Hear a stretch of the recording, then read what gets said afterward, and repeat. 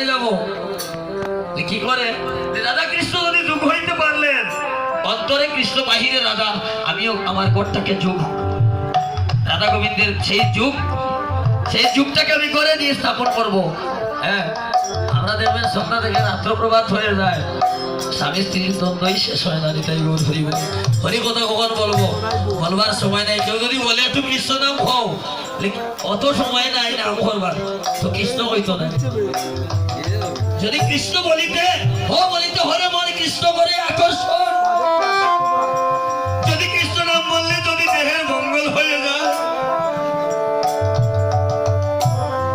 দিবস রজনী আবলো তাবলো পাচালো পারিতে পারো, আর একবারও কি সেই বদনে মধুর কৃষ্ণ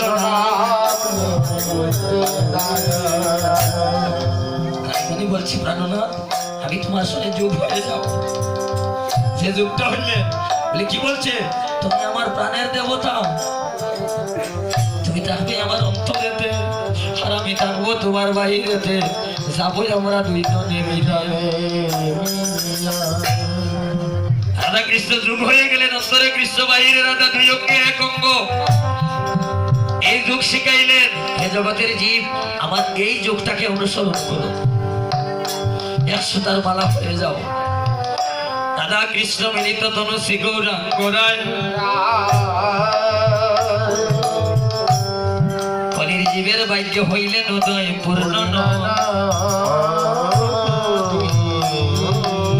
তুলসী আর গঙ্গার জলে যখন আরাধনা করছে, হে ভক্ত যখন ভক্তি দূরে টান দেয়, ভগবানকে করে থাকতে দেয় না। এবার অদ্বৈতের প্রেম ভক্তি ভগবানকে করে থাকতে দিল না।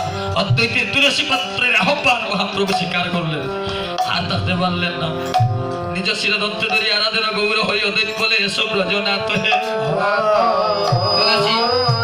তুলসী আর গঙ্গার জন্য গৌর হরি রচনা করছে, আর কেঁদে কেঁদে বলছে, একবার এসো হে ব্রজনাথ, দেখে যাও